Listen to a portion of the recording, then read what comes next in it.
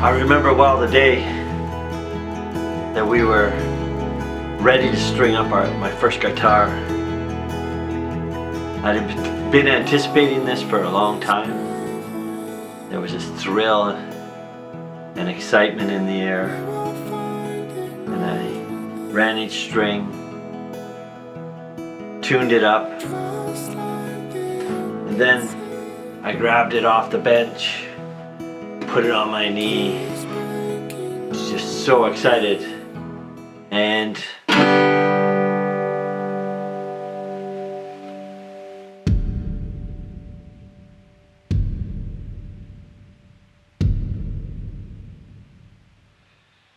hi, I'm Eric Lawrence, and I am the attempting to be creator of Red13 guitars. I think to understand what I was just talking about, we need to go back to the whole reason and the whole process that went into the making of this guitar. So I'll see you there.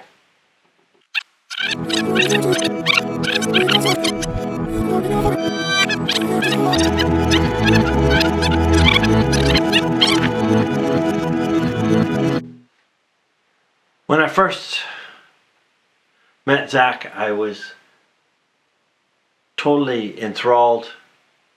As a player of guitars for so many years and having a collection of cheapish guitars that I enjoyed, and to see the process and to see the beautiful things that he was creating stirred up a real excitement in me, of course. I played one of his guitars one time. It was called the Copper Dust. The thing that struck me was not even the playability, which was excellent. It was the passion that it stirred up in me.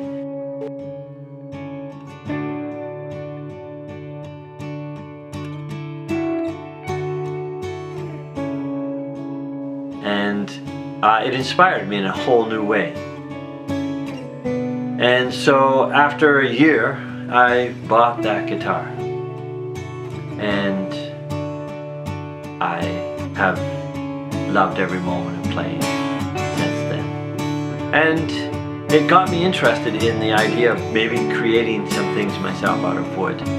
Zach has the tools. He's in the area. In fact, now his shop is right across the driveway from my house. And through that process, I could then learn some woodworking from him. And so we created the stands. I learned how to carve the wood, to get the curves, what to look for in the wood as far as weaknesses and beauty and ways that the grain goes so that you don't get chip out when you're routing. All of these things I was able to learn as we were building these stands. You can still buy them. We sold the business to another guitar builder, Josh House, in I think it's Godrich, in Southern Ontario. And after learning how to make some stands, you know, Zach was going to be running a course where he was going to teach guitar building. And so even though I was working full time, I said, well, why don't I start my guitar now? It took us a lot longer than the time that his other students took. We were eventually able to get to the point where I could string it up for the first time. And as I said in the beginning, my excitement and anticipation was through the roof. And then I hit that disappointment. The whole process has ups and downs, and then there's times when Zach tells me I have to redo something because I did it wrong, or I think it is looking great and it doesn't fit right, or I think it fits great but it doesn't look right. And there's just all these ups and downs. And so when you get to that point when you're stringing up the guitar, you're just thinking, after all this work and effort, I now get to just enjoy the fruits of it. And it didn't happen. Instead, in my head, I was thinking, I can hear a rattle. Maybe I did something more wrong. Maybe this isn't as good sounding as I thought it should. It definitely is not playing as well as it should, etc. And of course, there was a little bit of shakes and rattles. It's not even finished yet, this guitar. The metal parts are still just pieces that I slapped together, and I hadn't done a complete setup on it yet. And so of course it was not sounding as great as it should, but it sounded way better than it did in my head. And that's where I can say, and this is why I make guitars. I'm learning how to make guitars.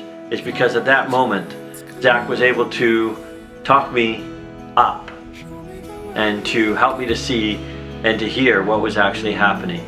And that was the same throughout the whole process. It is so helpful if you can have somebody who can be there to point out when you're doing things wrong and also encourage you when you're doing things right. And of course, being a teacher, I not only appreciate that from him and the good job that he did, but I also someday want to learn how to build guitars to a point where I can help somebody else that same way.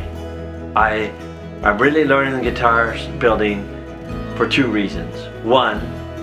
Three reasons. One is because I wanted to create a guitar that I had in my head and I hadn't seen anywhere else. And whether I can do that or not is still yet to be determined. Two, I want to be able to create guitars maybe that somebody else will get that same excitement and inspiration from that I experienced when I played a treehouse guitar. And three, as a teacher, obviously, I would love someday to have a place where people can come and learn from me. I can be a part of that process and do, as Zach did, the job of helping somebody experience that process, the highs and the lows, as we mentioned in our intro video, the highs and the lows. To take that guitar through the whole process so that at the end we have a beautiful instrument that inspires us every day. So that is why I am becoming the creator of Red13 guitars.